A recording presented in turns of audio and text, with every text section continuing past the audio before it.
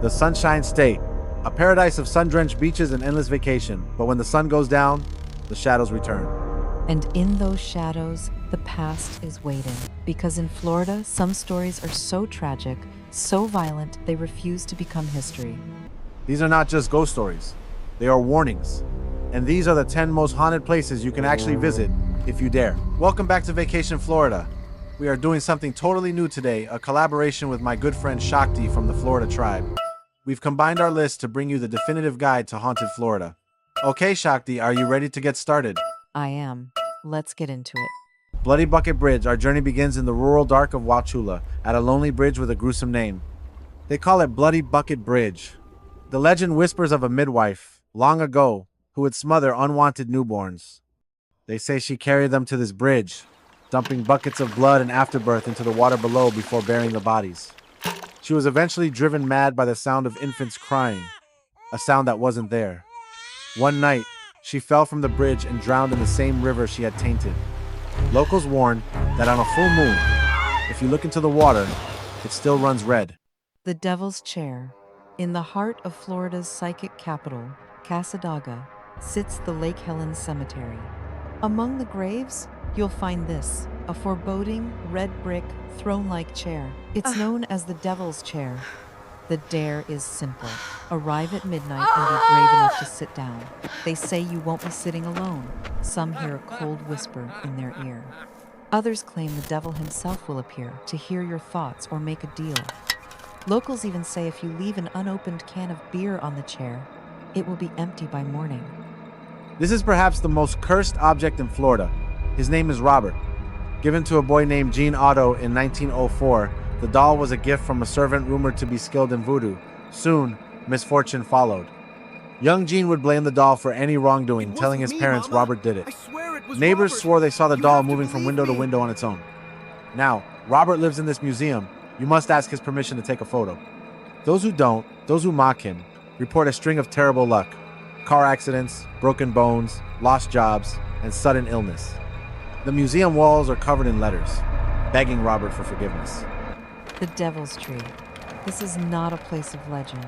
This is a place of fact. This is the Devil's Tree, a gnarled oak that was the hunting ground of 1970s serial killer and killer cop Gerard Schaefer. He would bring his victims here, tying them to this very tree before ending their lives. The land is stained with evil, but so is the tree. Locals say it's invincible.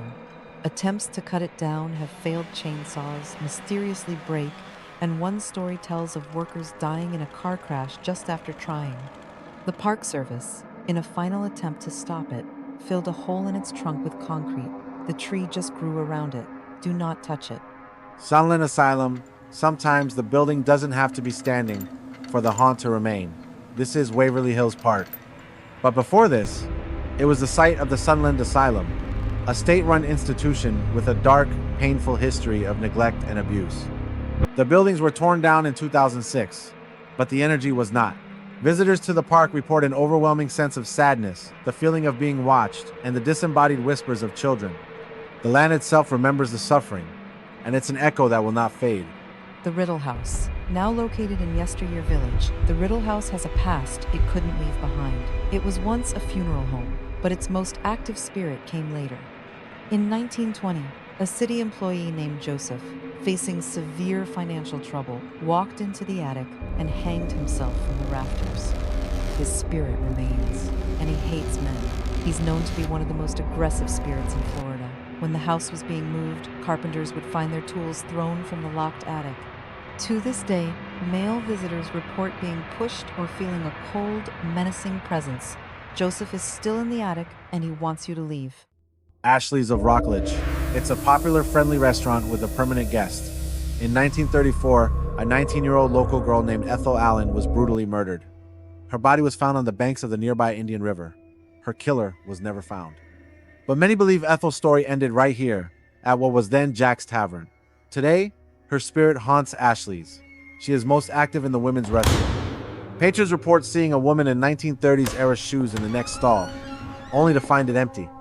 Others see a fleeting, tragic reflection in the mirror that isn't their own. St. Augustine Lighthouse, a beacon for ships and a beacon for the dead.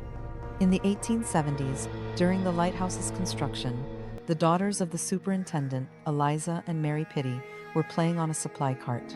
The cart broke loose, careened down the bluff, and plunged into the bay, trapping and drowning the girls. They never left. To this day, visitors on night tours report the sudden, chilling sound of children's laughter from the top of the tower. They hear footsteps running up the iron stairs, only to find they are completely alone. The Biltmore Hotel, this is a monument to 1920s glamour, jazz age parties, and murder. During Prohibition, the 13th floor was a massive speakeasy run by mobster Thomas Fatty Walsh. One night, over a gambling dispute, Fatty was shot and killed right in his suite. His ghost is still the life of the party. Staff and guests report that the elevator will, for no reason, go directly to the 13th floor. When the doors open, the air is filled with the scent of cigar smoke and the sounds of a party from a century ago. Fatty Walsh is still there, checking on his guests.